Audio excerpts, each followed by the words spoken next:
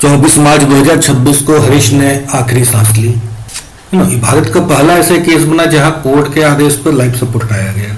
अरुणा शानबाग ने जो कानूनी लड़ाई शुरू की थी उसे हरीश राणा ने एक मुकाम तक पहुंचाया। यह पहली बार है जब 2018 के दिशा निर्देशों को पूरी तरह लागू किया गया। 2013 में हरीश अपने हॉस्टल की छत से गिर गए थे, जिस कारण उनके सिर में कुछ ऐसी चोट लगी जिसका इलाज संभव नहीं था। बेटे की सम्मानजनक मौत का हक पाने के लिए हरीश राणा के माता पिता को 13 साल की लड़ाई लड़नी पड़ी। पैसे और इच्छा मृत्यु को कानूनी मान्यता मिलने के बाद वो पहले भारतीय हैं जिन्हें इसकी कानूनी इजाजत दी गई।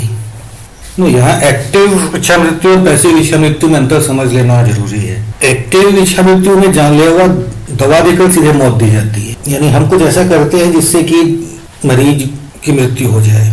जबकि पैसिव इच्छा मृत्यु में जीवन रक्षक प्रणाली जैसे वेंटिलेटर, दवा ये सब हटाकर मरीज को प्राकृतिक मौत मरने दी जाती है।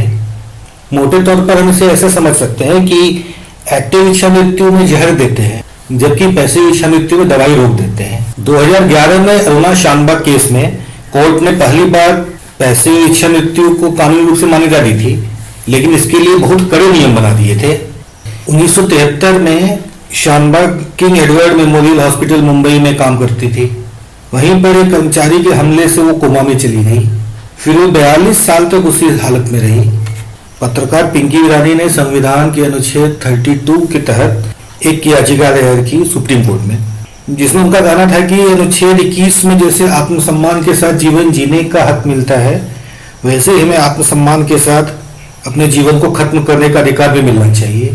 लेकिन कोर्ट ने उनके तर्कों को नहीं माना और कहा कि सक्रिय और निष्क्रिय इच्छा मृत्यु दोनों को समान नहीं माना जा सकता, क्योंकि सक्रिय इच्छा मृत्यु में धारा 302, धारा 304 और धारा 309 हम आईपीसी की बात कर रहे हैं का स्पष्ट उल्लंघन होता है।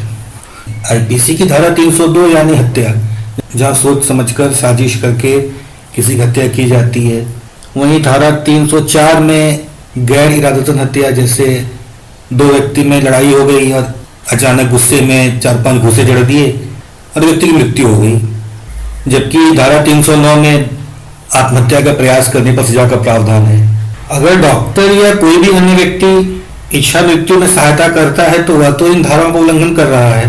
कोर्ट ने कहा कि एक्टिव इच्छा मृत्यु की अनुमति तो किसी हालत में नहीं दी जा सकती, लेकिन विशेष परिस्थिति में, रेयरेस्ट ऑफ रेयर सर्कमस्टांस में, उन्होंने ये वर्ड यूज किया, रेयरेस्ट ऑफ रेयर सर्कमस्टांस में पैसिव इच्छा मृत्यु की अनुमति दी जा सकती है।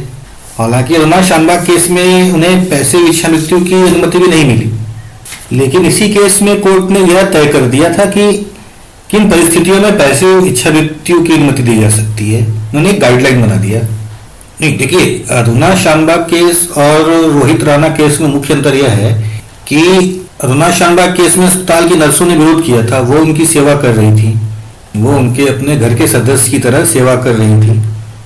जबकि हरीश राणा केस में बूढ़े माता पिता ने खुद कोर्ट से गुहार लगाई थी। उन्हें यह डर था कि उनके जाने के बाद उनके बेटे का क्या होगा। 2018 में कॉमन कॉज केस में कोर्ट ने आदेश दिया था कि कोई जीवित व्यक्ति पहले ही लिविंग विल कर सकता है। लिविंग विल में यह इच्छा जता सकता है कि अगर उसे कोई लाइलाज बीमारी हो जाए तो ऐसी स्थिति में उसका इलाज बंद कर दिया जाए। 2024 में दिल्ली हाई कोर्ट ने हरीश के माता पिता की याचिका खारिज कर दी थी, क्योंकि हरीश खुद ही सांस ले पा रहे थे और वे वेंटिलेटर पर नहीं थे। फिर हरीश के माता पिता ने सुप्रीम कोर्ट का दरवाजा खटखटाया। उन्होंने तर्क दिया कि उनके बेटे का शरीर सिर्फ एक जिंदा लाश बनकर रह गया है और उसे इस कष्ट से मुक्ति मिलनी चाहिए। सुप्रीम कोर्ट ने कहा कि ट्यूब से दिया जाने वाला पोषण एक मेडिकल ट्रीटमेंट है, न कि सामान्य खाना। इसीलिए इसे हटाना भूखा मारना नहीं, बल्कि प्रकृति को अपना काम करने देने के समान है। कोर्ट ने आर्टिकल 21 के तहत कहा कि जैसे सम्मान से जीवन जीने का अधिकार है, वैसे ही गरिमा के साथ मरने का अधिकार भी है। और इस तरह यह पहला मामला बना जहां कोर्ट ने असल में पैसिव इच्छा मृत्यु की अनुमति दी और एक दुखद जीवन का सुखद अंत हो गया।